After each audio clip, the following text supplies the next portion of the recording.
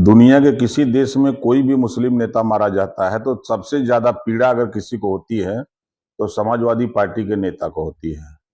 Iran में मारे गए अभी हाल ही में, तो सबसे ज्यादा तकलीफ हुई समाजवादी पार्टी के नेता को।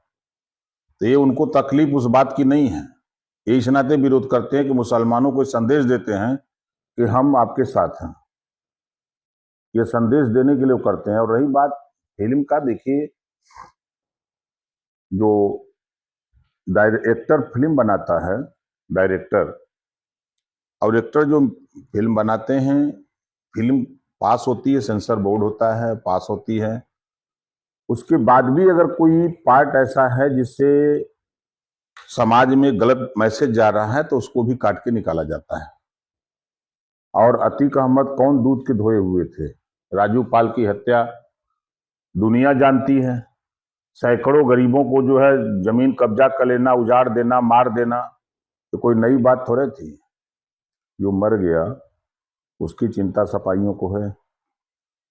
जरा इलाहाबाद जाकर के तो पता करें, तब समझ में आवेगा। सांसद बनाने में, विधायक बनाने में समाजवादी पार्टी का हाथ रहा और सरकार समाजवादी पार्टी की रही। राजू पाल की जब हत्या हुई तो समाजवादी पार्टी को उसका कानूनी कार्रवाई करना चाहिए ना। अतीक अहमद वो अतीक अहमद था कि जज उसकी केस सुनने के लिए हाई कोर्ट में इलाहाबाद में तैयार नहीं थे। जज इनकार कर देते कि नहीं, इनकी केस को हम नहीं सुनेंगे। ये स्थिति थी। ऐसे लोगों को धरती पर जीने का अधिकार नहीं है। नहीं, देखिए वो कह रहे हैं कि जब समाजवादी पार्टी की सरकार थी तब समाज के ऊपर बड़े पैमाने पर जुल्म जाति अत्याचार होता था। आज हम लोगों ने पार्टी बना करके समाज को एकजुट किया है तो समाजवादी पार्टी के लोगों को बुरा लग रहा है। जो समाज के भी नेता समाजवादी पार्टी में हैं, वो समाज की लड़ाई नहीं बल्कि अपने स्वार्थ की लड़ाई लड़ते हैं, और जिसकी वजह से आज समाज हाशिए पर खड़ा है। आज उठा के देखिए, अगर हम किसी जिले को उठा के उत्तर प्रदेश में बात करें तो समाजवादी पार्टी की सरकार में जब पुलिस की भर्ती हुई, वोट तो चाहिए सपा को,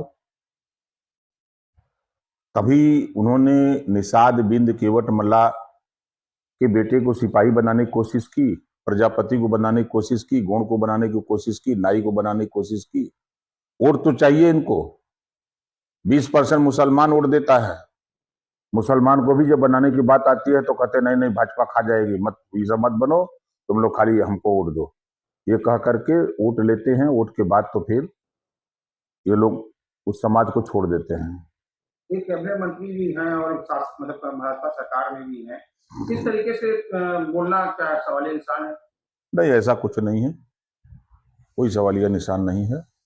समाज की पीड़ा किसी को अगर है तो निश्चित है कि पीड़ा बर्दाश्त नहीं होती है तो आदमी की आंख में आंसू आता है। एआईएमआईएम के यूपी के अध्यक्ष एक मंच में बोले हैं कि हम 111 नहीं, हमको केवल 11 विधायक दे दें, ताकत दे दें, तो मुसलमान का इनकाउंटर होगा तो वो करने वाले का भी इनकाउंटर किया जाएगा। बेवकूफ आदमी है, अनपढ़ जाहिल गंवार की तरह बोल रहा है। 403 विधानसभा है और 11 एमएलए, 111 लेके समाजवादी पार्टी तक कुछ उखाड़ ही नहीं पा रही है। आप 11 एमएलए लेके क्या करोगे? वो संविधान को नहीं जानता, कानून को नहीं जानता, ये खाली भावना की बात बोलता है।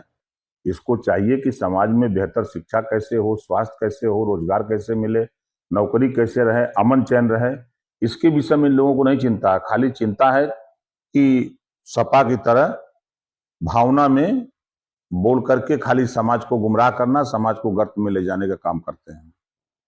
अखिलेश यादव ने बनारस से लेकर बदायूं तक की घटना का जिक्र करते हुए सरकार को घेरा। उन्होंने कहा सत्ता पक्ष के ही नेता असुरक्षित महसूस कर रहे हैं।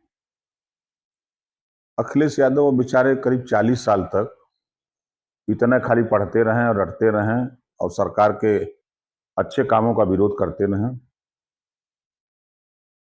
जब सपा की सरकार थी, मुजफ्फरनगर में दंगे हो रहे थे, मारकाट हो रहा था, जन की हानि हो रही थी, लोग गांव छोड़ के पलायन कर रहे थे और इस सैफई में नाच देख रहे थे, वही समाजवादी पार्टी के नेता अखिलेश जी है ना।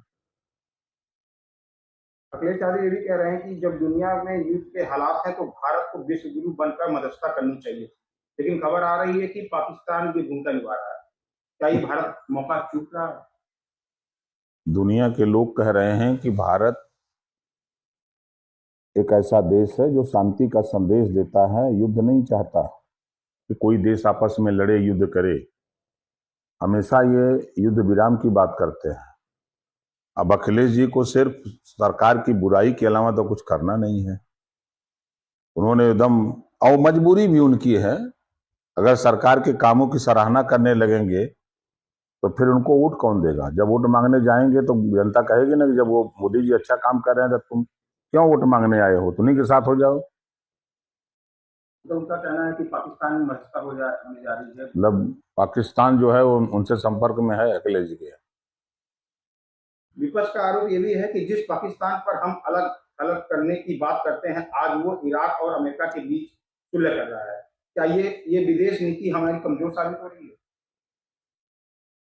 हमारी विदेश नीति दुनिया में एक नंबर की है और सरकार का विरोध करना समाजवादी पार्टी के एजेंडे में है।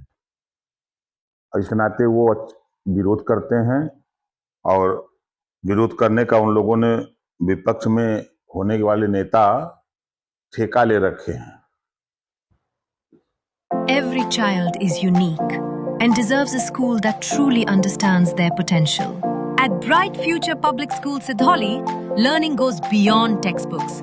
With experienced teachers, modern teaching methods, and personal attention for every student. We believe in academic excellence, strong values, creativity, and confidence. A safe, caring environment where children grow, learn, and succeed. Admissions open! Enroll today at Bright Future Public School Sidholi, where bright minds build a brighter future.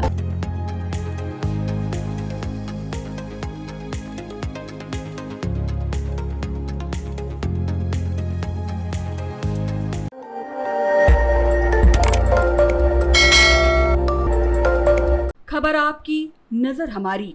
देखते रहिए आई India.